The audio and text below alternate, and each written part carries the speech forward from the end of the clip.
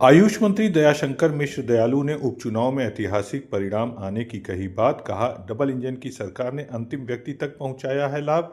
अखिलेश यादव पर साधा निशाना।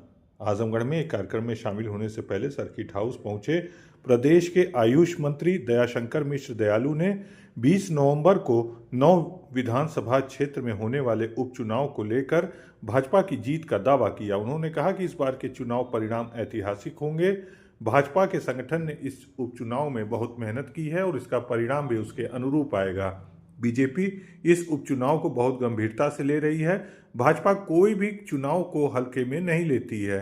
भाजपा का संगठन हमेशा चुनाव के लिए तैयार रहता है। वहीं उन्होंने कहा कि भाजपा की प्रदेश की योगी सरकार और केंद्र की मोदी सरकार डबल इंजन की सरकार है और उनकी तमाम योजनाओं का लाभ अंतिम व्यक्ति तक पहुंच रहा है।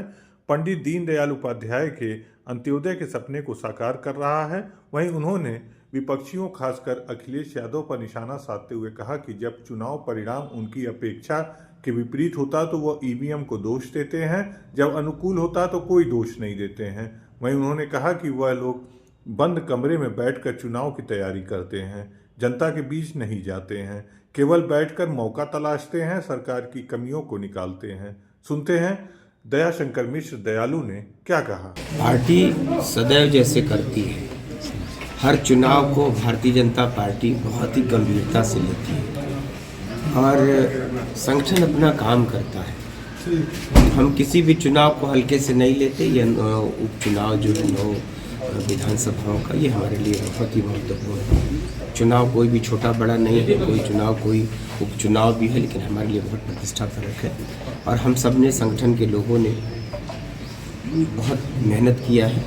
परिणाम आपके सामने आएगा। परिणाम निश्चित ही उत्तर प्रदेश की जनता ने जिस तरीके से लगातार भारतीय जनता पार्टी का साथ दिया है, योगी जी की सरकार के प्रति उनके मन में, मोदी जी की सरकार के प्रति, केंद्र सरकार के प्रति जो भावनाएं हैं, ये डबल इंजन की सरकार, सारी योजनाएं जो धरातल पर उतरती हैं, हर गरीब का भला हो रहा, हर गरीब की मदद हो रही।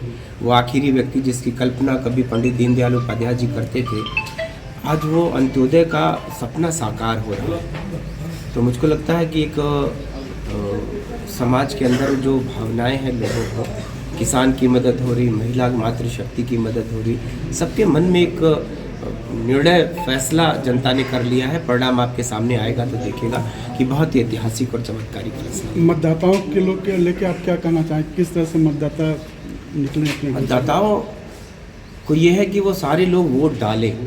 वोट ये महापर्व है, लोकतंत्र का सबसे बड़ा महापर्व है और इसमें सबकी भागीदारी सुनिश्चित होनी चाहिए, इसलिए कि उनके मन में कसक न रह जाए कि वो कुछ सोचते हैं और कर नहीं पाते।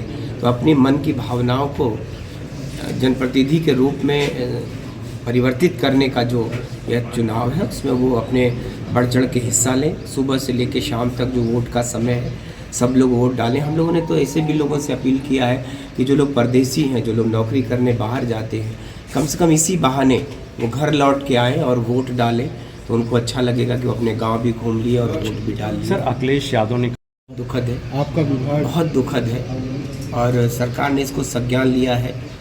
जाने अनजाने उत्तर प्रदेश के हर अस्पताल में फायर सिस्टम को फिर से अपग्रेड करना होगा और माननीय हमारे स्वास्थ्य मंत्री आदरणीय ब्रजेश पाठक जी ने जाके मौके पर तत्काल गए, वो संज्ञान लिया है और मुझको लगता है कि इस घटना से सबक लेते हुए सरकार पूरे उत्तर प्रदेश के हर अस्पताल के आईसीयू में, सीसीयू में जो इस तरह के इंटेंसिव केयर यूनिट्स हैं, उन सबको बहुत ही गंभीरता से लेकर उनको अपग्रेड करके और फायर सिस्टम को पूरे प्रदेश के अस्पतालों के लिए एक बड़ी कार्रवाई होगी। सर, एक सवाल और कि आजमगढ़ में जो झोला छाप हॉस्पिटल हैं, जिनके पास अवैध डिग्रियां हैं और डिग्री नहीं है, वो हॉस्पिटल संचालित हो रहे हैं, सीएमओ बंद कर रहे हैं, दूसरे दिन फिर ओपन हो जा रहे हैं।